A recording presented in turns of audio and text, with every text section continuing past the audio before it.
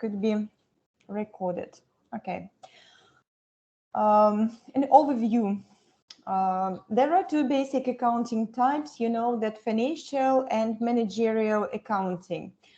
Financial accounting is the topic of our previous module, and it's mostly reports to those outside of the organization, owners or creditors, but management accounting reports to managers and employees inside the organization.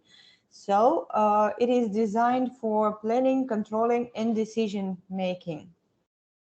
So management accounting is the topic of our module, the basic issue for decision making. We will see how information from accounting records and internal documents within the company would be a very powerful source of information for informed decision making.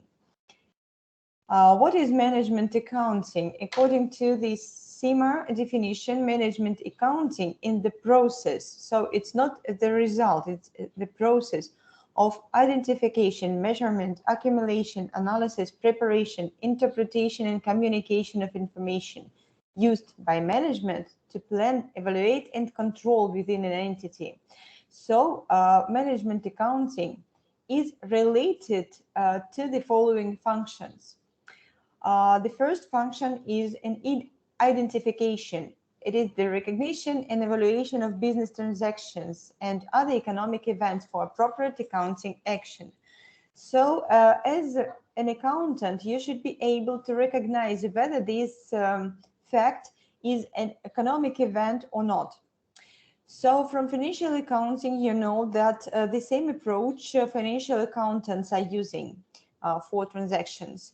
So could you give me some example of important fact within the company, which is an economic event and which is not an economic event? Could you give me a pair of examples?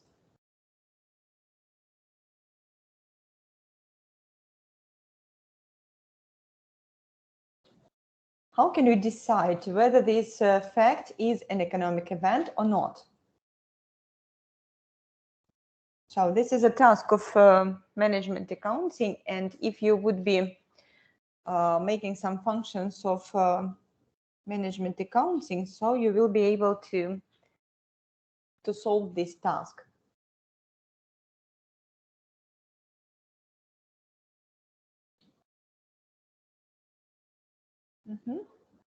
So you may post to chat your examples if you have any.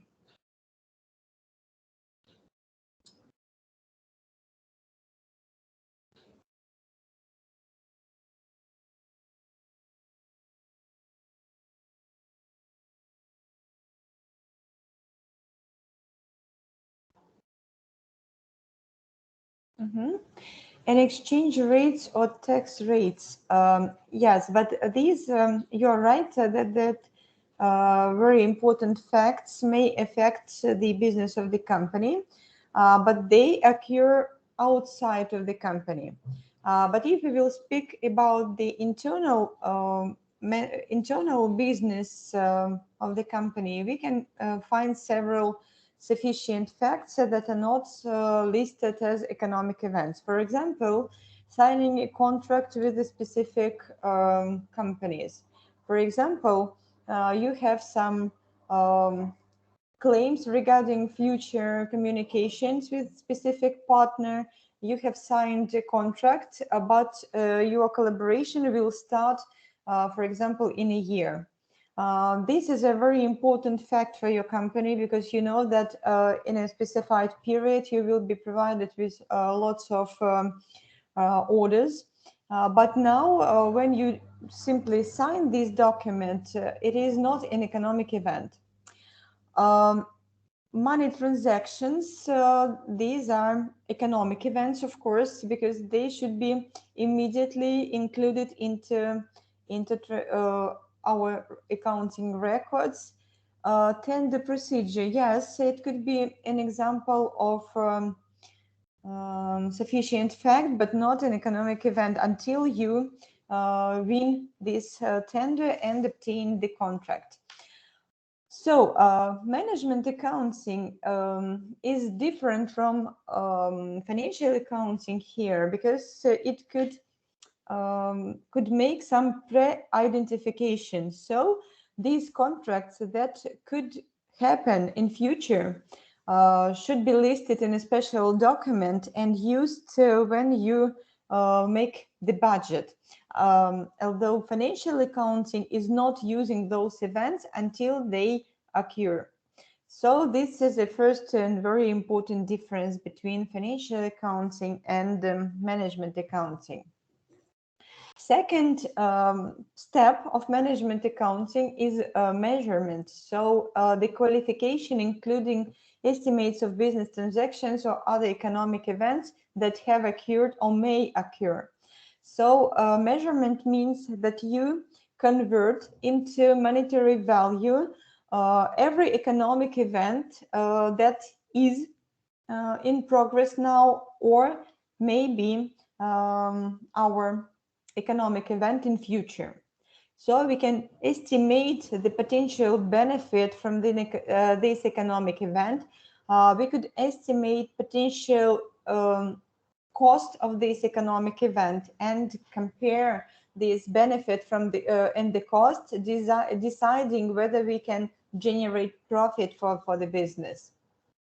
And measurement in management accounting means not only measurement of current operations, but measurement of potential operations in order to predict the potential outcome of this operation and make some decision that could neglect some negative outcomes and enhance some positive outcomes. So measurement is a very important function of management accounting. Function number 3 is accumulation, the disciplined and consistent approach to recording and classifying appropriate business transactions and other economic events. Accumulation means collecting of information about the potential economic events. So what does it mean that this process is disciplined? It means that you create necessary classifications, for example, for your costs or for your revenue sources, and you follow this classification within the particular period in order to make relevant matching between revenue and expenses, for example. In order to calculate the correct amount of cash flows. So these accumulations should be made in a special framework that you create before your business is live. So accumulation is a very important stage of management accounting.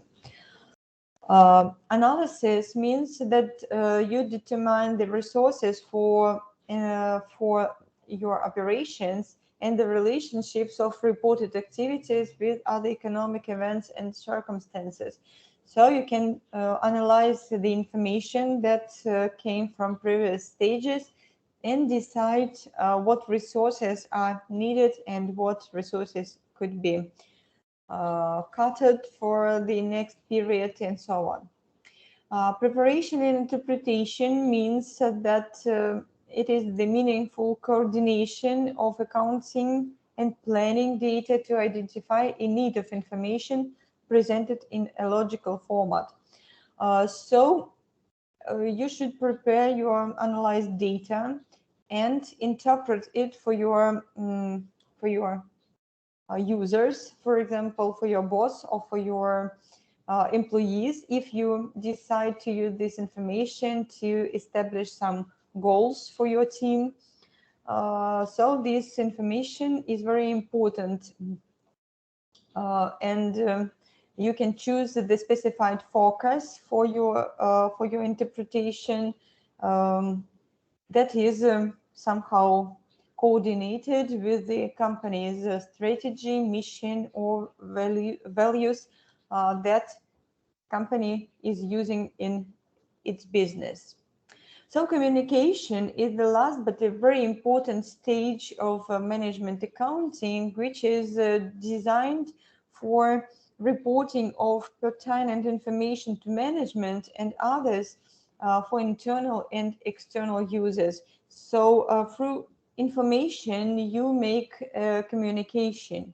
And of course, for different types of users, you may use different formats of communications. For example, if you decide to communicate with potential clients, you may use the form of advertising, you may use the form of public relation products, for example, articles in a newspaper, for example, or some claim, or just a business game, for example.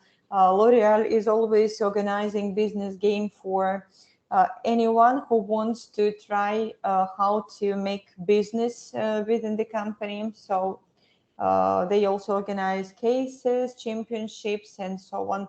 So this is also the form of communication between business and potential clients or potential employees, because communication could be organized for talent management. For example, if you decide to attract talented persons to your organization, you may use management accounting records to attract the attention of this category of potential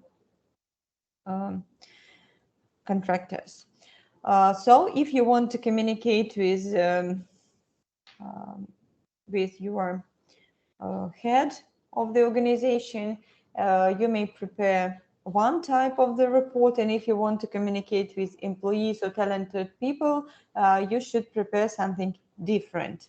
And this format is developed by the company, by management accounting team who are responsible for those functions.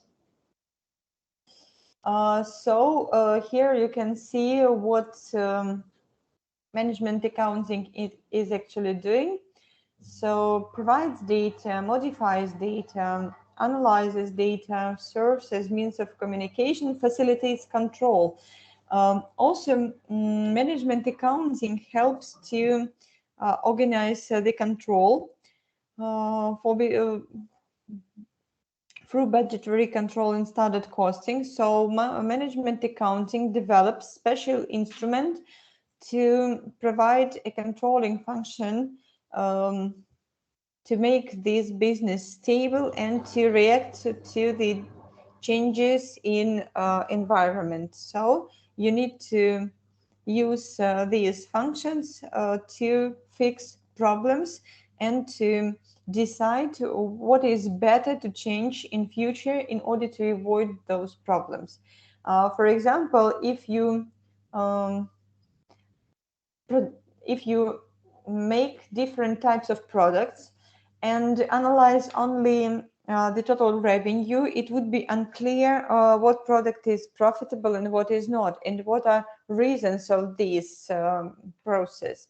And finally, you will be facing with the situation when the full product portfolio would be unprofitable, or just loss from the sales of unprofitable products can't be covered with the profit of other products. And to prevent this situation, we need to organize this budgetary control, split our expenses according to the products portfolio, calculate individual products value and individual products profitability in order to decide what is better to keep and what to drop out from the portfolio in order to react to the needs of market. So you can see in our shop that there are many products that are not used by people anymore and not purchased, but shops very often keep them in the product lines and decide to sell them.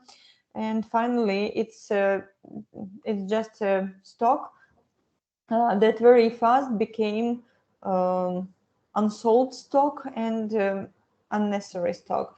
And to prevent this prevent this situation, we use the controlling functions. So management accounting may use also qualitative information from different sources, for example, from special surveys, statistical compilations, engineering records, and many other sources. And this qualitative information may be related to the quality of products. For example, to calculate the cost of quality, you need to collect information about returns, about not satisfied clients, about change in preferences of clients, and so on. So this information is also very important for management accounting. So you know that management accounting is based not only on internal information, but also on alternative sources of data, including specially designed surveys.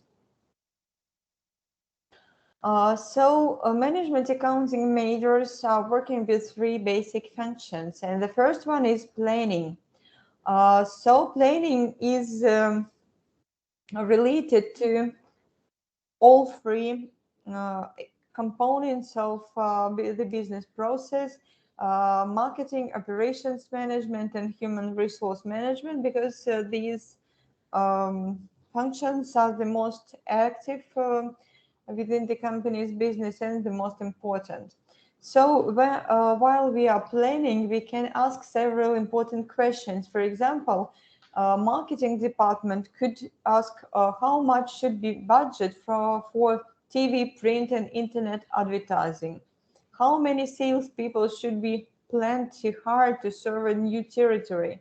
So those questions may give you some insights regarding future development of your business and regarding future opportunities for of attracting new customers.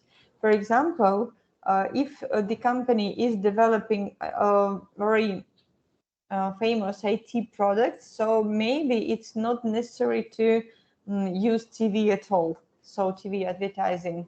And printed advertising could be limited with specific IT magazines, for example, that are published for specialists, or even fix the internet advertising.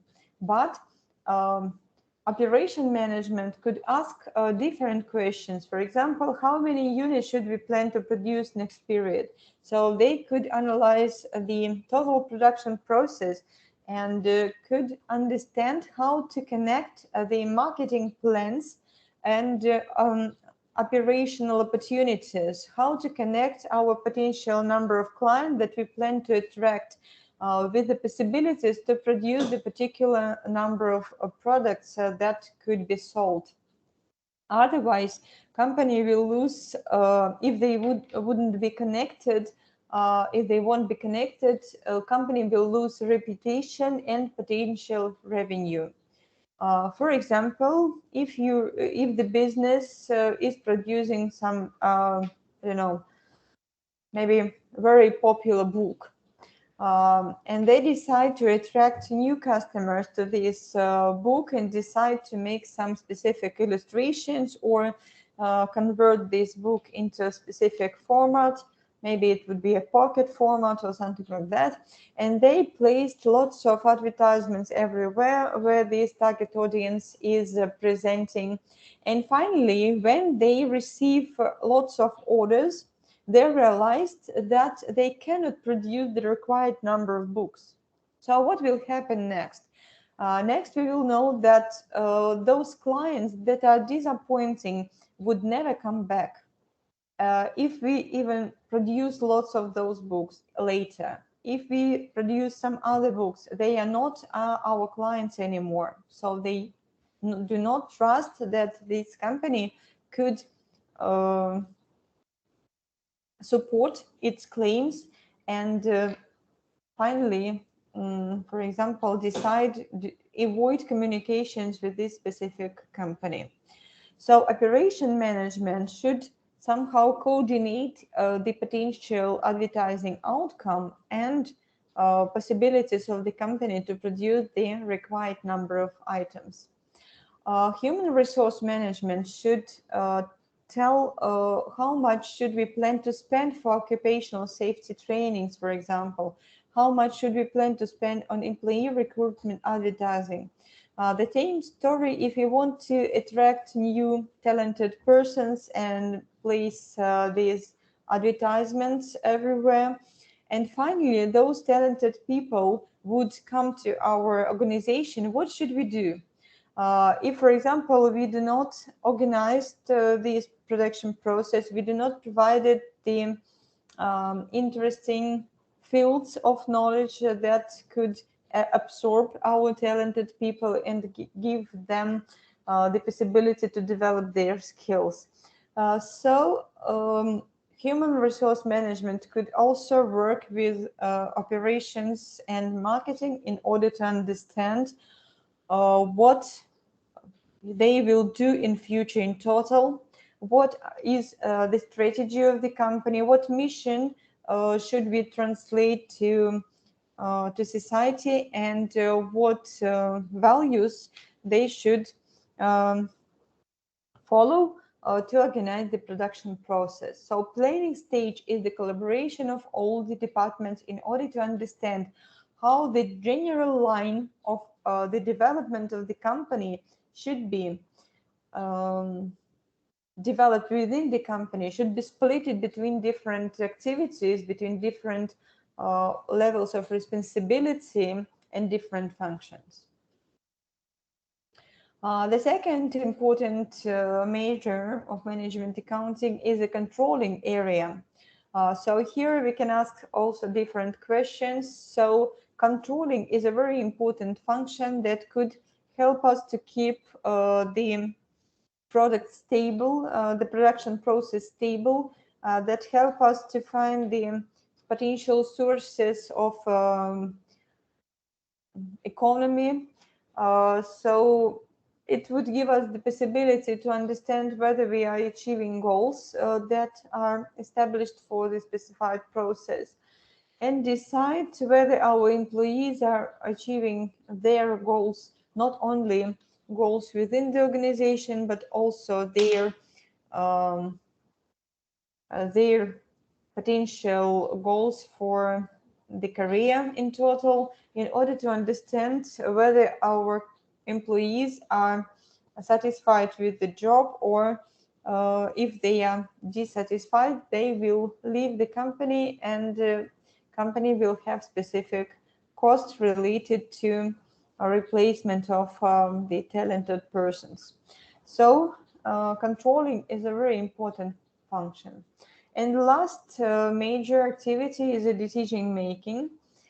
Here we also split the questions between different departments, and lots of decisions are made every day within each business. And for example, company could decide whether should they sell our services as one bundle or sell them separately. So it's a task of marketing department to understand how is better to pack our services and goods.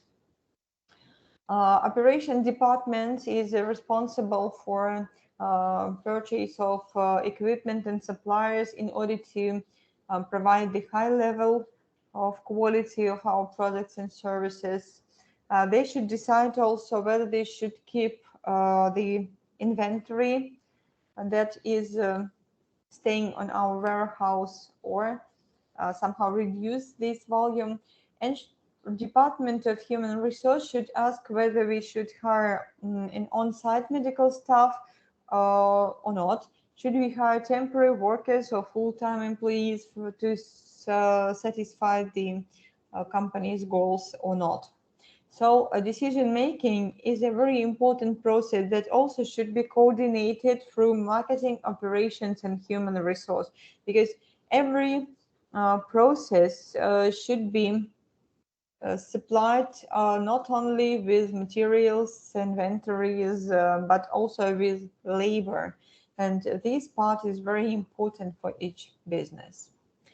So management accounting in last decade make the huge development because you know that it was it was not active until 70s last century, and only in these years some companies deciding to allocate cost among products and decide to understand the profitability of each product separately, and they started to develop the new approaches in calculating profit.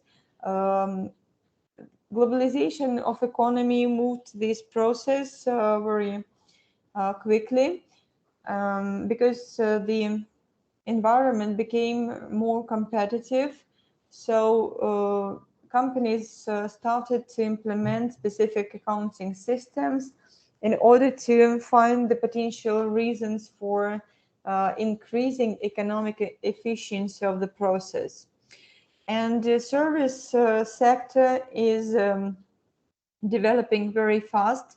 Now we sell more services than goods across the world, and this amount became larger in every year.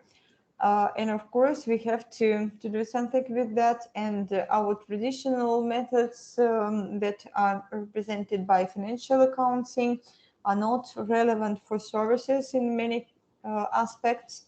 And therefore, management accounting is developing.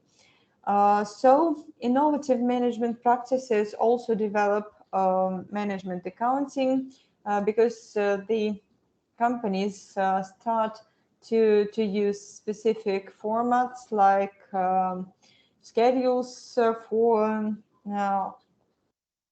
costing, for example, for inventory management, and specific documents that allow them to make decisions quite fast.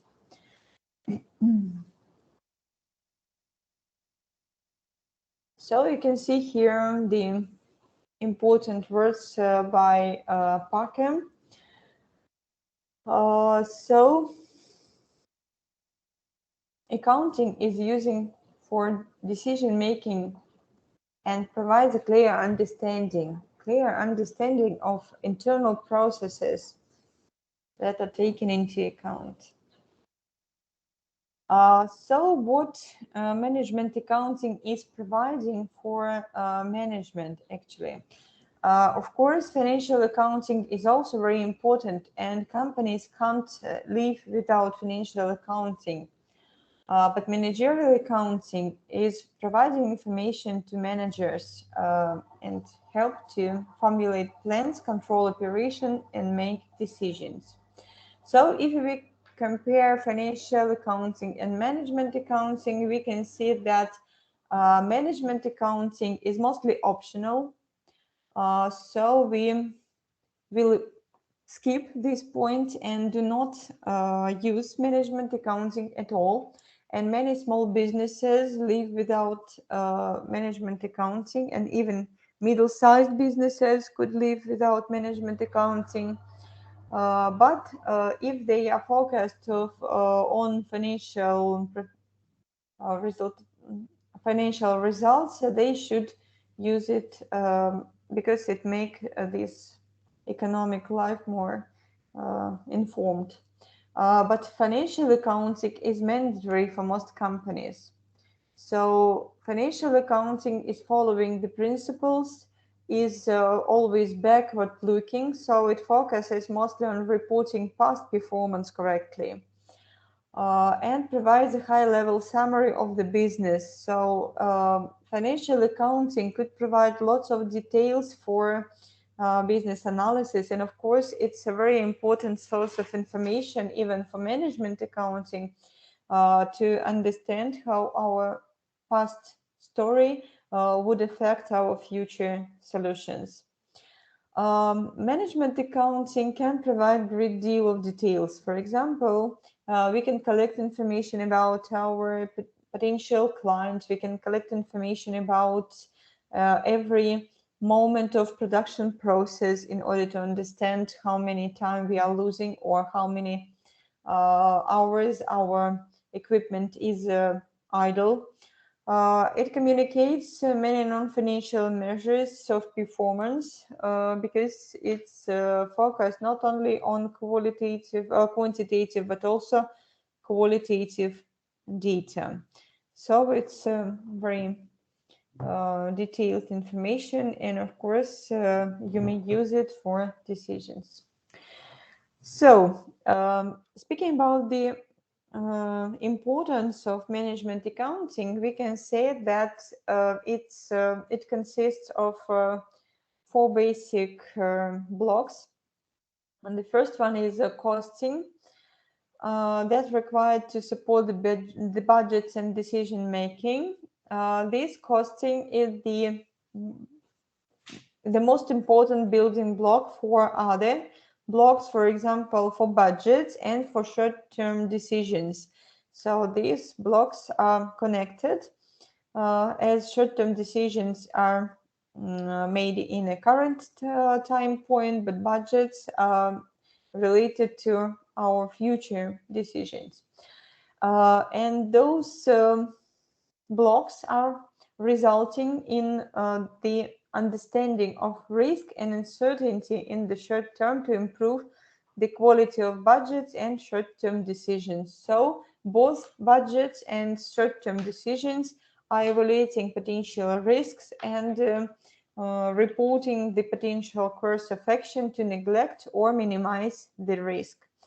And the first building block is costing, so we will start our management accounting from this point. What are your questions? What is unclear?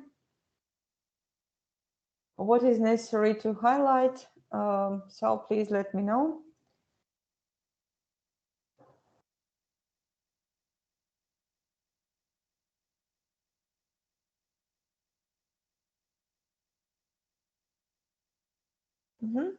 Hope it's clear. Yes.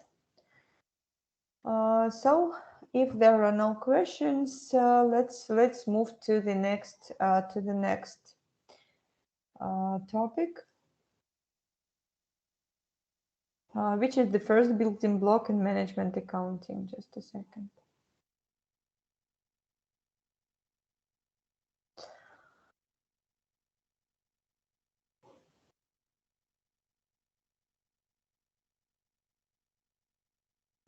So the first and the most important building block is cost concept and cost allocation. So actually now we're here.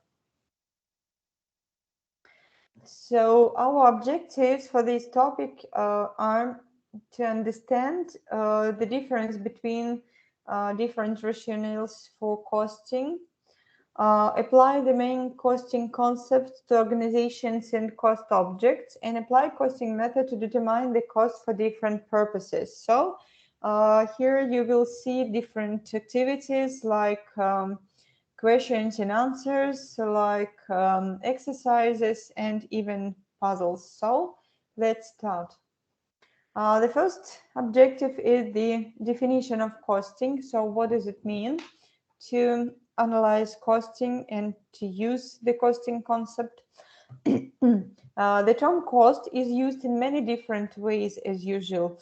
We know that the most part of economic terms is used in many formats and may also take different meanings. The reason is that there are many types of costs, and these costs are classified differently according to the immediate needs of management. So we may split costs on direct and indirect if we are interested in the classification of such a type. For example, if we decide to understand what the pizzeria is using directly to produce pizzas and what expenses are related mostly to the functioning of the business in total. If we need to make some plans for future, we have to split our costs for fixed and variable and decide how many items we have to produce. If we decide which item of equipment to purchase, for example, you may calculate the current cost and the opportunity cost in order to understand which item of equipment is the most productive one and which to choose. So we are based on immediate needs of management and choose the proper costing classification for each situation, and therefore assign cost to different categories accordingly to our needs. So it makes this process quite specific. I have found lots of classifications, but all these types could be converted to 6 basic types. Cost classification by nature. By nature, we split all the cost elements as labor cost, material cost, and expenses. The second classification is based on functions. These could be production cost and commercial cost. Then classification by traceability. We split costs objects to direct and indirect.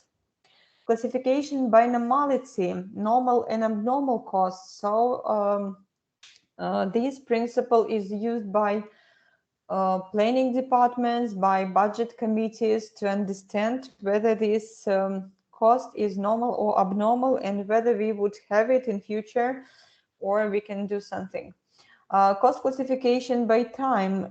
It could be assigned as historical cost, predetermined cost, standard cost, estimated cost, and so on.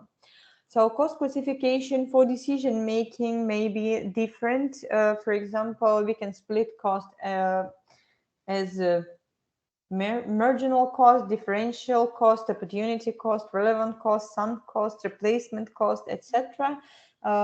We can list here many other types of costs, and of course we plan to solve all these puzzles, so and decide what is the difference between all these types and when should we use each classification for preparing the management solutions or decisions. So cost accounting helps to discover the cost of goods produced and sold or services rendered by the business. Also, it helps in controlling the cost by way of identifying the excess expenses, avoidable losses, wastes, and so on. So this cost accounting provides several functions. For example, it helps to ascertain the cost of an output, in turn to develop the standard. So we may use cost accounting to develop the internal standard of costing within the company and use it in future. Or maybe to translate it to our subsidiaries if we are the mother company. It facilitates the date for determination of selling price or quotation. So cost could be the basis for pricing, the basis for developing the correct price strategy. It helps to minimize the cost by way of comparing with the standards. So if there are some technical requirements that are related to our products, we have to minimize our cost by comparing with the standards. Probably we need not to produce our items so carefully because standards are not requiring this. The same, for example, we can meet in production of consumables like products for final consumption. For example, one factory is producing ice cream with lots of positive moments, but the industry standards doesn't require so many parameters to be satisfied. And of course, they could cut costs and produce ice cream with less precise attention to the quality of this product. If they don't want to do it, they could reorganize the price strategy and change the positioning of this product. If, for example, their mission is to produce only the highest level of the product, they may start to translate these values to customers, and therefore they would have some opportunities to increase prices in accordance to the attitude towards standards, because other companies would use the standards probably and produce the same product with lower quality, and therefore our company with the highest standards should be somehow splitted from the total market in this point. Function number 4 is that cost accounting helps to determine the profitability of each product, process, and even department, using the controlling of the operations and of course budgeting. So cost accounting is also very important here. So just a second, let me correct this font because it somehow became bigger. So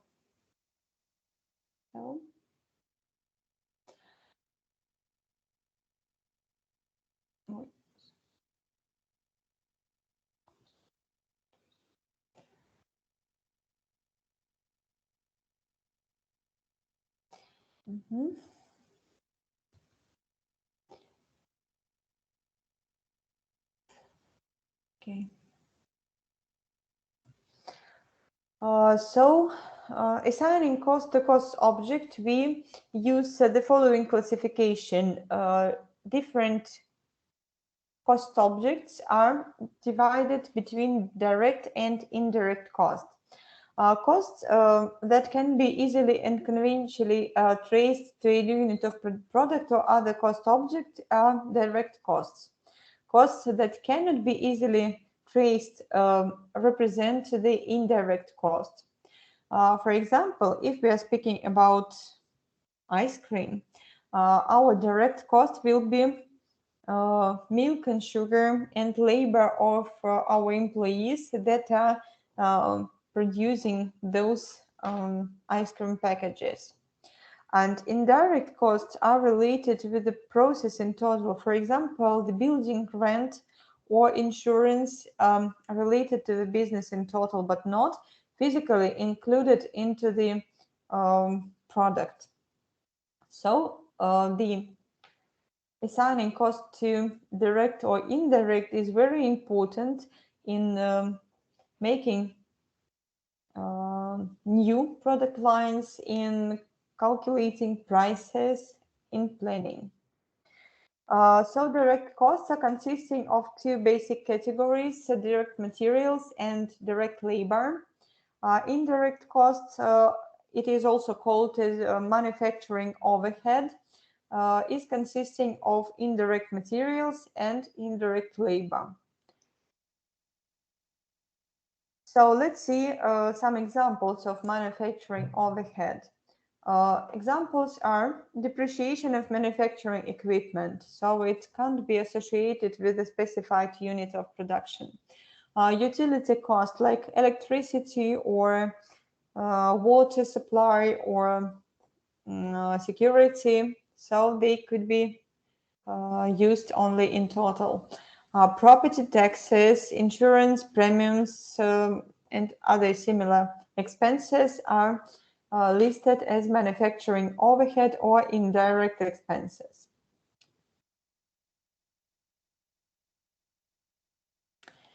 So let's see. An entrepreneur who makes t-shirts with some slogans.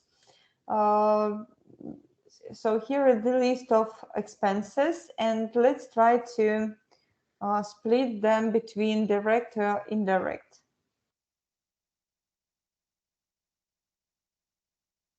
So what expenses should be identified as direct expenses?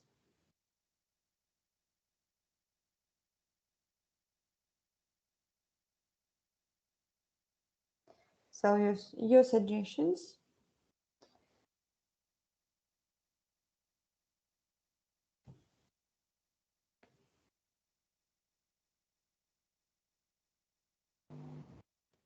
The first one. Maybe depreciation.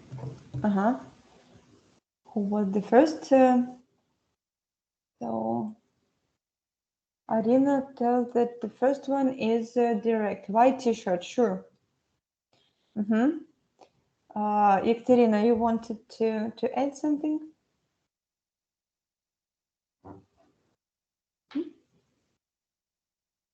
So the second one is indirect. Heat press machine depreciation. Yes, you're right. And then, what about irons? Direct. Indirect. Direct. Yes, it's indirect because irons means the equipment that should be depreciated. So not the iron itself, but the depreciation of iron would be our indirect cost. Electricity. Indirect. Because we don't know how many kilowatts we are using for machines and for how many for irons, so it could be indirect. Infusible ink that we use for printing. Direct. Yes, if we produce only one type of product, it's a direct material. Then rent and computer depreciation, what about them? Indirect. Indirect, yes. Design of slogans. I guess it should be direct. Yes, really. Threads and beads for decorations.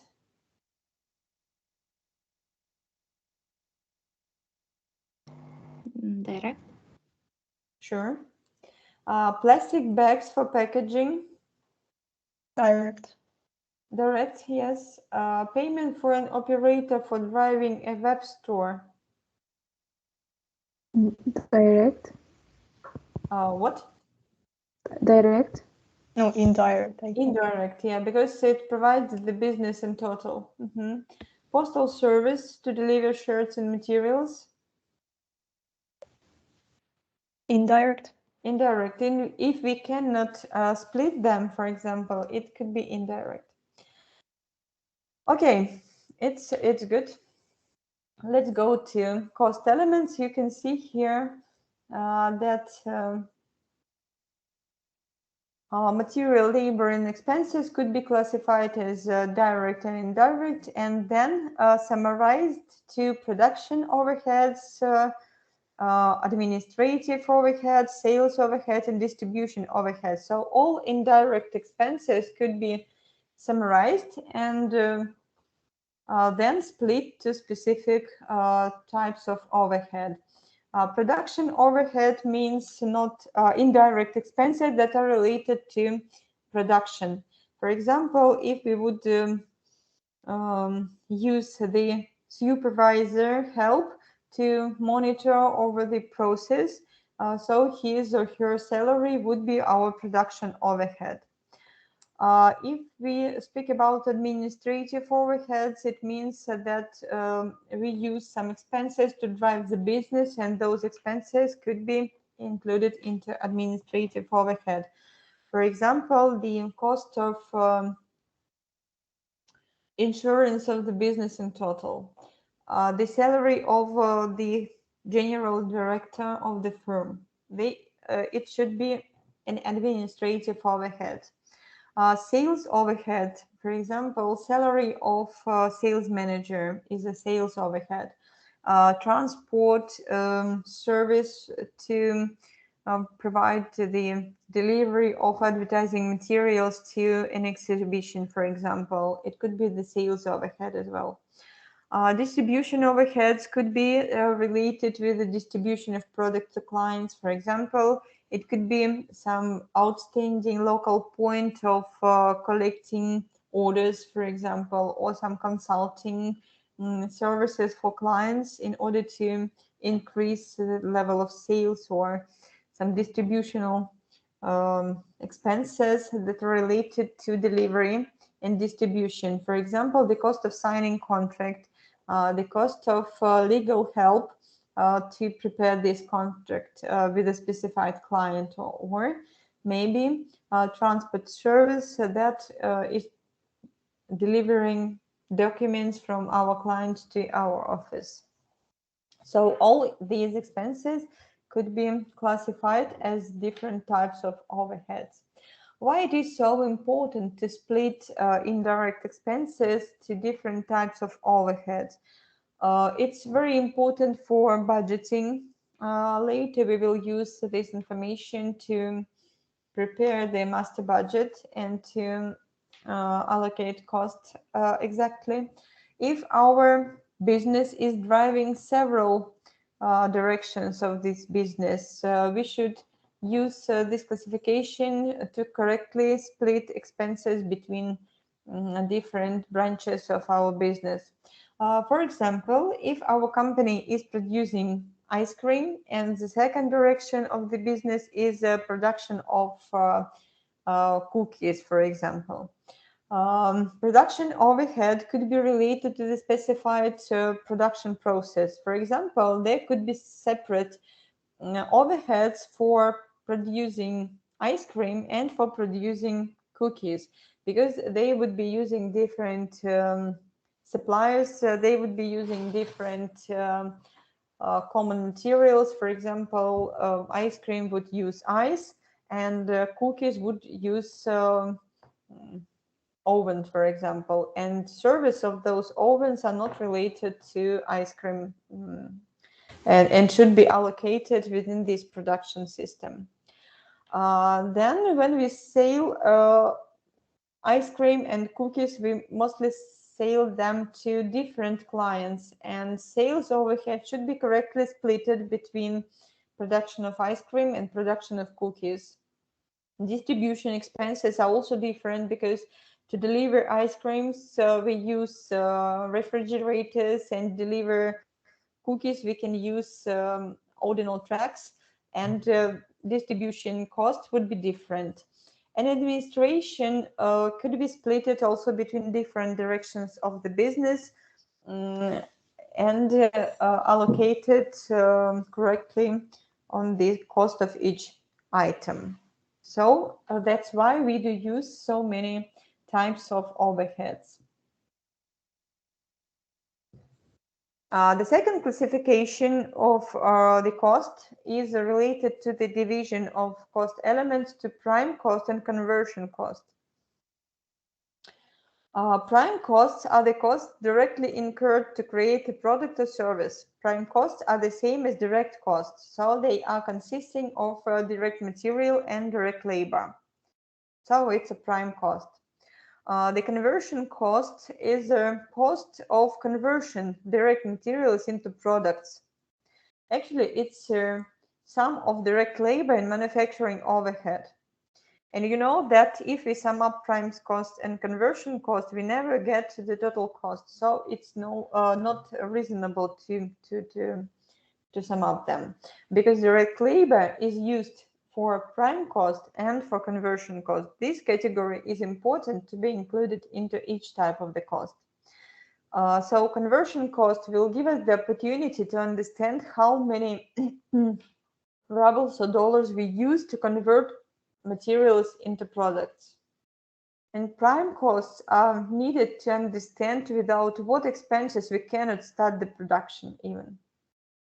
So those categories are used for different decisions. So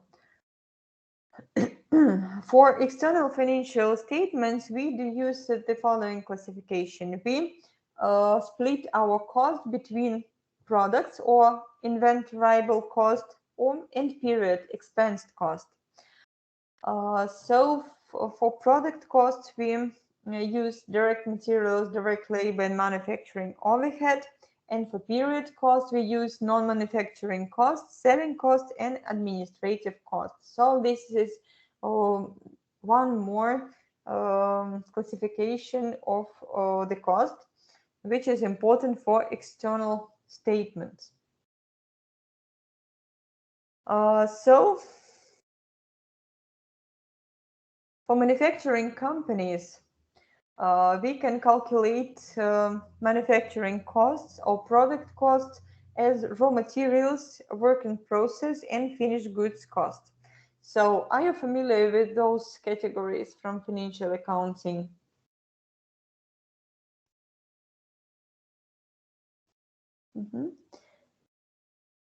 Could you give some examples of raw materials, work in process, and finished goods? For example, if the company decides to produce wooden chairs, for example, what would be the examples of materials, work in process, and finished goods?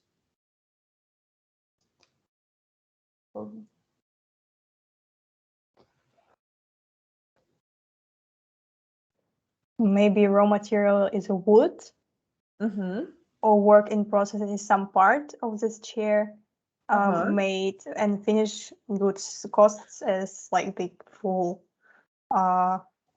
chair. Where to put the chair which is finished but not packed yet?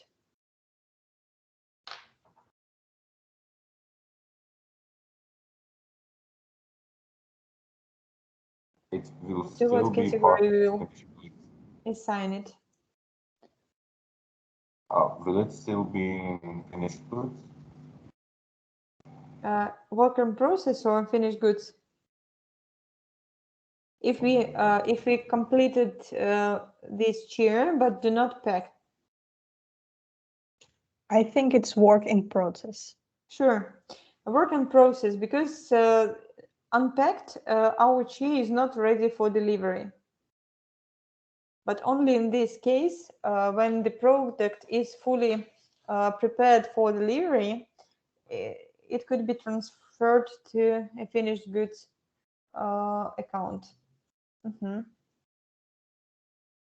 So, when direct materials are used in production, their costs are transferred from raw materials to work in process. I think you remember this from financial accounting. Direct labor and manufacturing overhead costs are added to work in process to convert direct materials into finished goods. I think it's also clear. Once units of products are completed, their costs are transferred from work in process to finished goods. And when manufacturer sells its finished goods to customers, the costs are transferred from finished goods to cost of goods sold. So you can see here the high level of transactions. So all these transactions are made during the process. Of course, they are made for the period accordingly to the state of nature of our production. So while we prepare the first stage, we immediately report it in accounting records. So there could be several accounts that are related to cost classifications. So product costs include direct materials, labor, and manufacturing overhead, and they are based on inventory and cost of goods sold accounts. And the balance from inventory goes to balance sheet, and cost of goods sold results are related to income statement as revenue value. Yes. Period costs include all selling costs and administrative costs, and they are expensed, and the name of the account is the expenses. And of course, later these account balance and intermediate calculations could be associated with the income statement as the cost of goods as well. So all these accounts are used to prepare the transactions. So very quick question to you.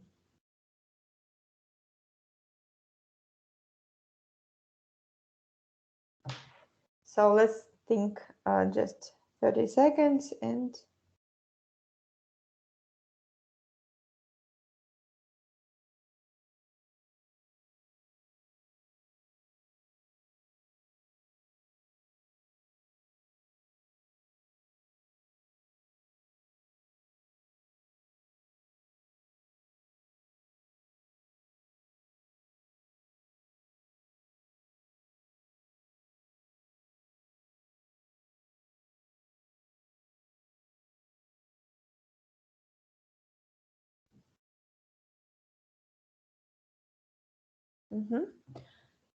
So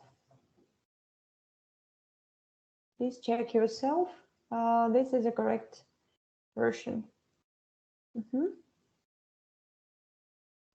I hope you have the same. Any questions about this part of material? Do you have any questions?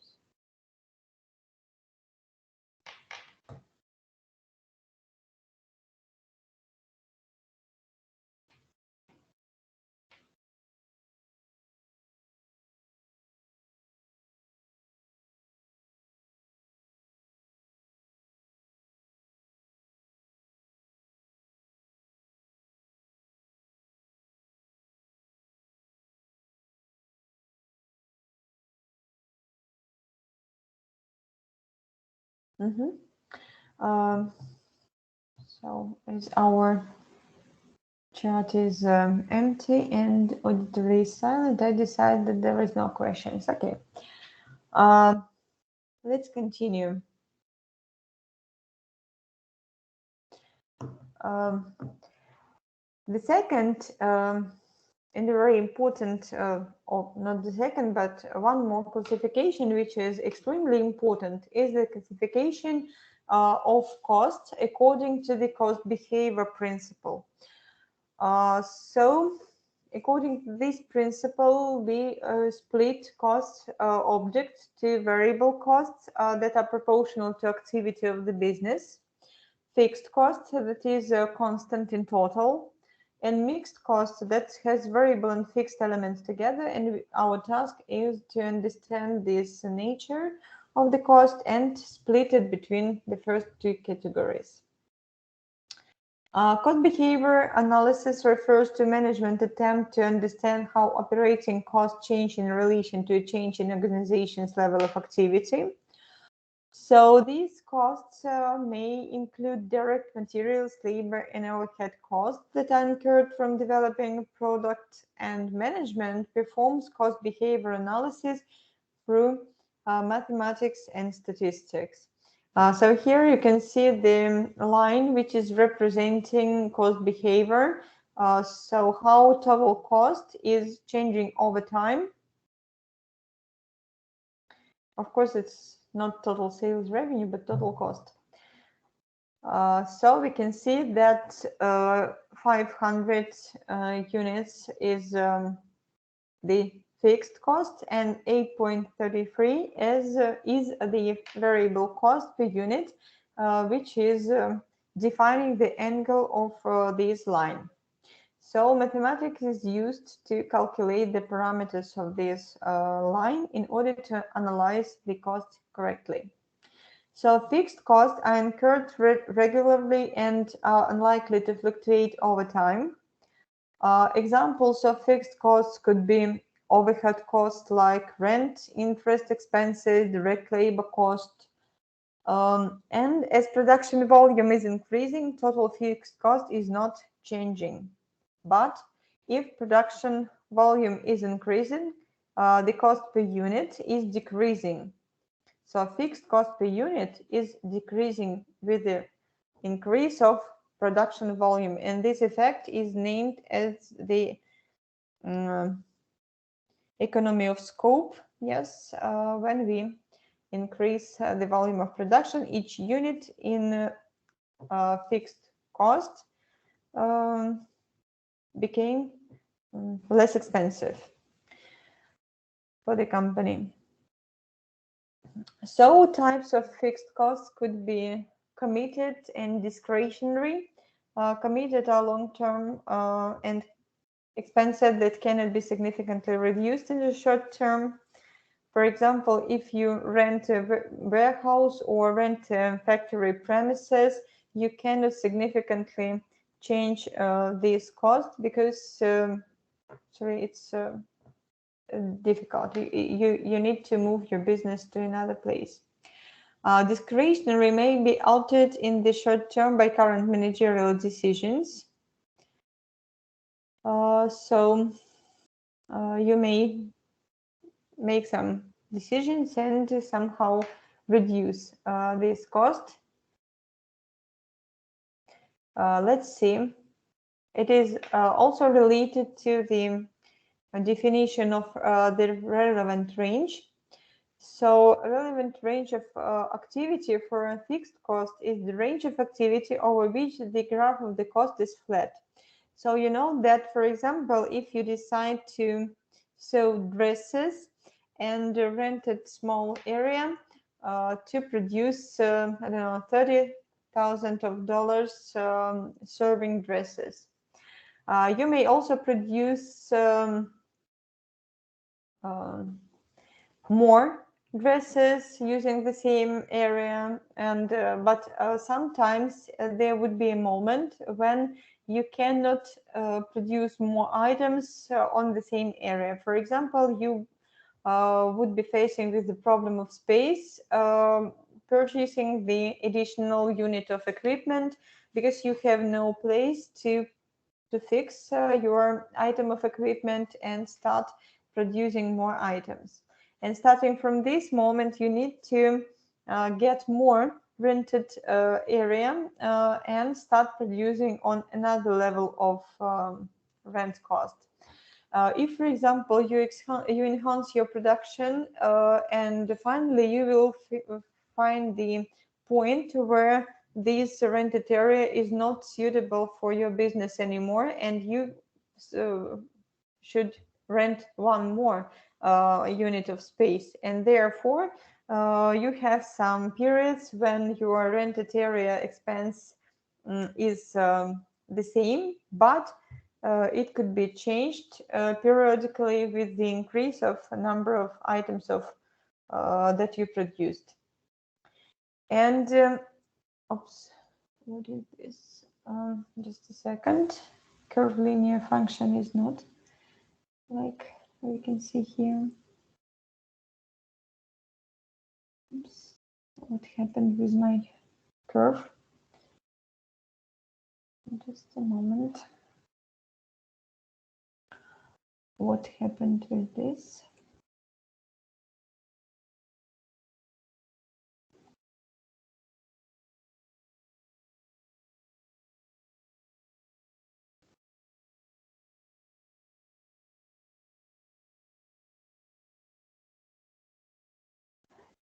Just a moment.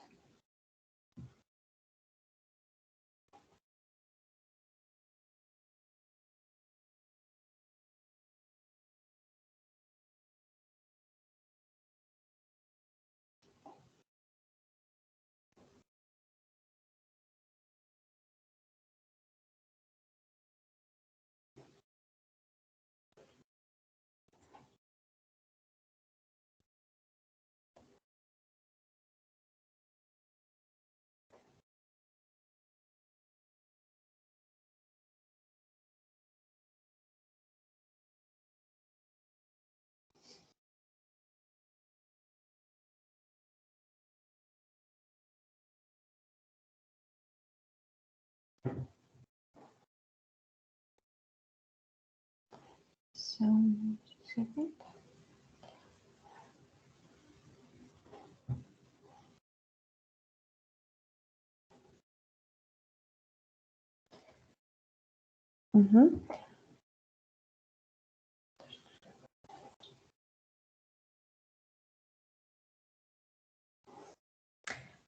So,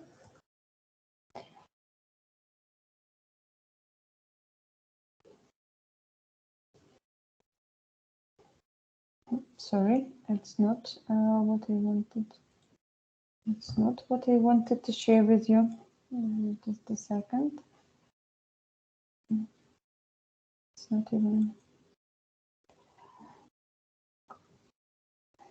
So this is the correct slide. I hope you can see it. Yes.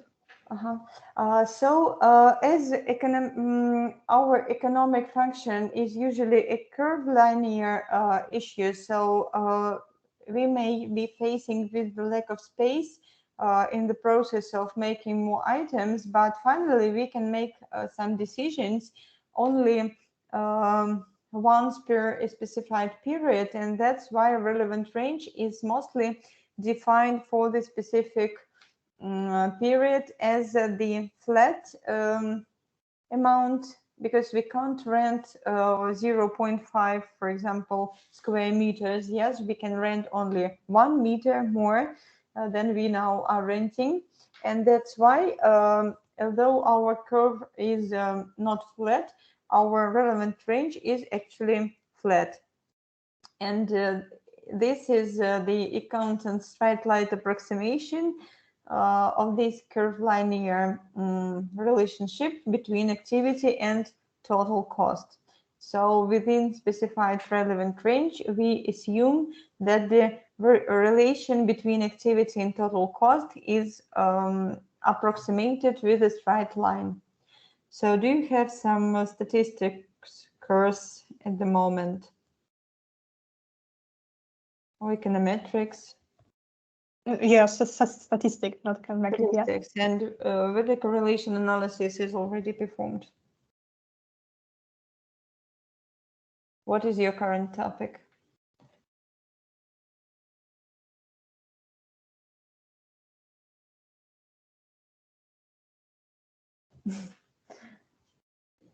It's a provoking question, as I understand. I am asking because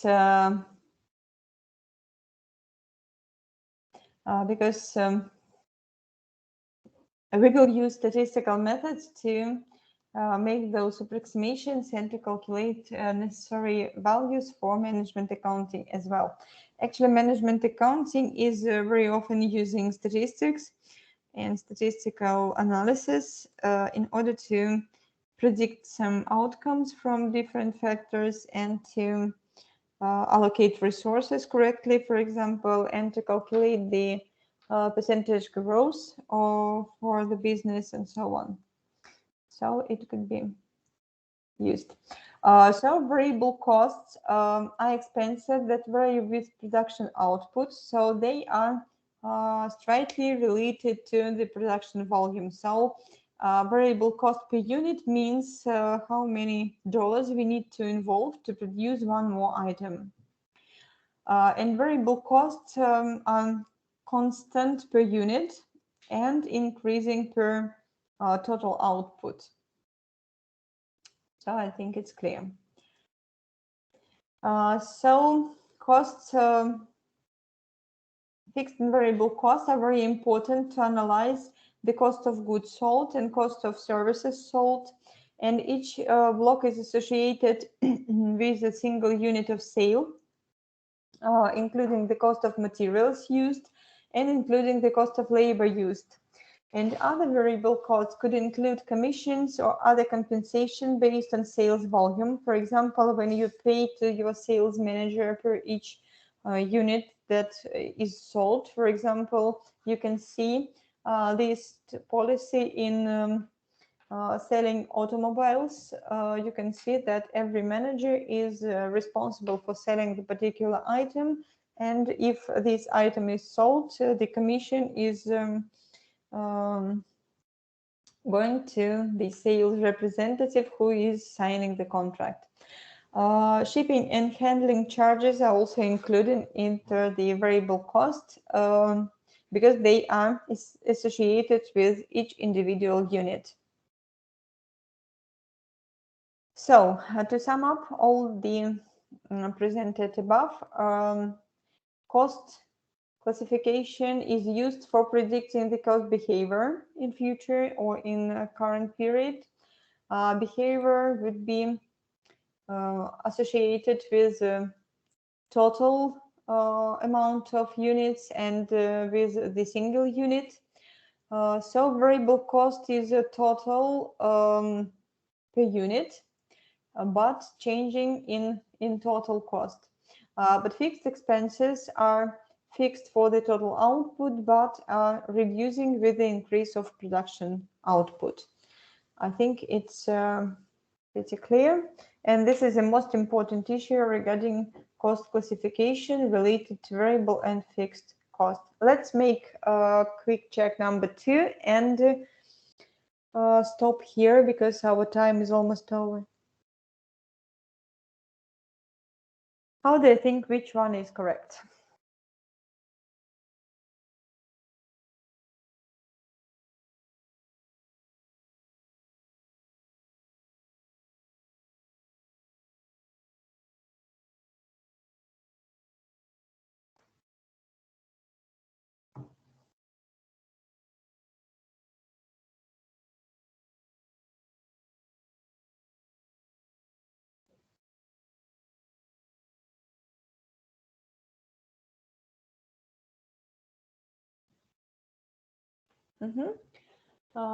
So the correct answers are this one.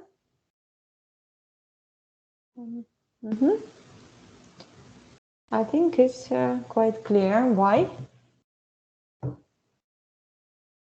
So mixed costs we will discuss next class. So please tell me whether you have any questions about the material presented above.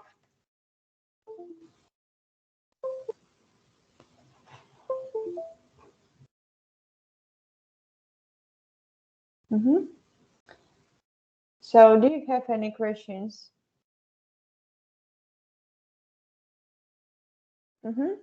So today I will post my questions to Smart LMS as well. Don't forget to make questions and exercises in before the class. At least try to make them, and if something would be unclear, we will discuss it during the practical session. And starting from the second seminar, you will have the tests. So please start reading books. Books are also posted to Smart LMS. I mean the link to the book, which is available from our library for free. So please come prepared, and we will discuss those questions for your better understanding of the material. So thank you very much. See you on Friday, 3 groups for the practical sessions, and other groups on Monday. Thank you. Thank you. Goodbye. Thank you. Bye. Thank you. Bye. Bye.